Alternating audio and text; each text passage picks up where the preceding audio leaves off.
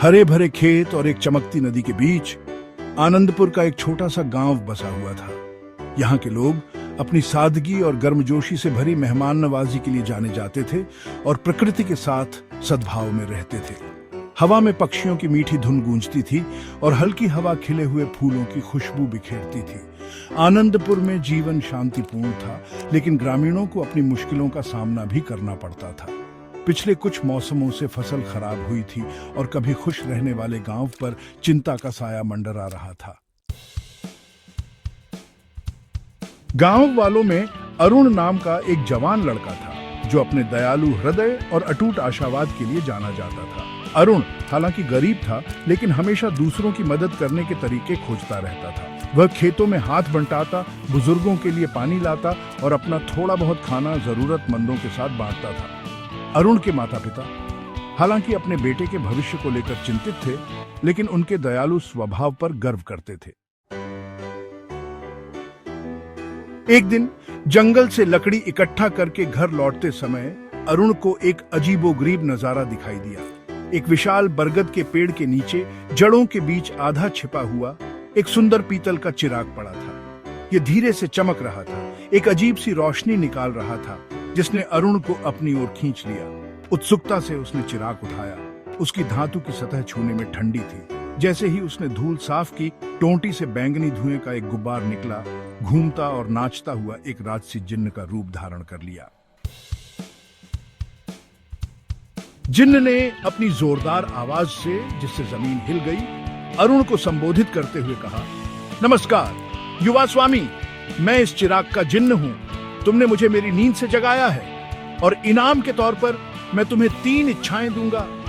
अरुण शुरू में तो भौंचक्का रह गया, फिर उसने अपने आप को संभाला और अपने सामने के मौके को पहचाना। वह जानता था कि इन इच्छाओं से वह अपनी और अपने गांव की किस्मत बदल सकता है। जिन्न के साथ अरुण की मुलाकात की खबर आनंदपुर में जंगल की आग की तरह फैल गई। यह कहानी सुनने वालों में राज नाम का एक लालची व्यापारी भी था, जो धन की अपनी अतृप्त प्यास के लिए जाना जाता था। राज अरुण के भाग्य से ईर्ष्या करते हुए चिराग चुराने और शेष इच्छाओं को अपने लिए हासिल करने की योजना बनाता है। उसने अरुण को अपनी हवेली में बधाई और सलाह देने के बहाने बुलाया। अरुण राज के धोखे भरे इरादों से अनजान ने अपने गांव के लिए समृद्धि की कामना की। अगले ही दिन आनंदपुर को प्रचुर मात्रा में फसल का आशीर्वाद मिला। खेत फसलों से लहलहा उठे और ग्रामीण आनंद मनाने लगे। हालांकि उनकी खुशी अल्पकालिक थी। अचानक आई दौलत ने कुछ लोगों में सबसे बुरे गुणों को सामने ला दिया, जिससे कभी शांतिपूर्ण समुदाय में लालच, ईर्ष्या और संघर्ष फैल गया। अरुण ने अपने गांव में उथल पुथल को देखते हुए समझा कि सच्चा सुख भौतिक धन में नहीं, बल्कि एकता और करुणा में है। उसे अपनी पहली इच्छा की गलती का एहसास हुआ। राज ने मौके का फायदा उठाते हुए अरुण के दूर रहने पर चिराग चुरा लिया, इस उम्मीद में कि वह बाकी 2 इच्छाओं का इस्तेमाल अपनी स्वार्थी इच्छाओं के लिए करेगा। जैसे ही राज ने अपनी इच्छाएं बनाने के लिए उत्सुक होकर चिराग रगड़ा, अरुण वापस लौट आया।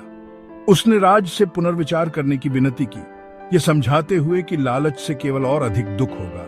लालच में अंधे होकर राज ने अरुण की दलीलों को अनसुना कर दिया। एक दुष्ट मुस्कुराहट के साथ उसने अपनी पहली इच्छा व्यक्त की, दुनिया की सारी दौलत के लिए।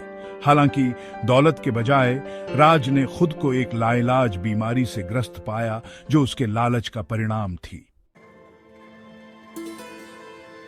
राज के लिए दुख से भरे अरुण ने अपनी अंतिम 2 इच्छाओं का उपयोग राज को उसकी बीमारी से ठीक करने और आनंदपुर में शांति और सद्भाव बहाल करने के लिए किया। गांव एक बार फिर खुशी और हंसी से भर गया।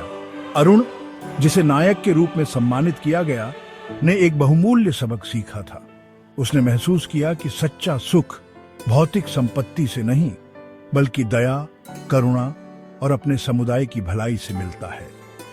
उसने हमेशा दूसरों की भलाई के लिए अपनी बुद्धि का उपयोग करने की कसम खाई, जिससे आनंदपुर के उज्जवल भविष्य को सुनिश्चित किया जा सके।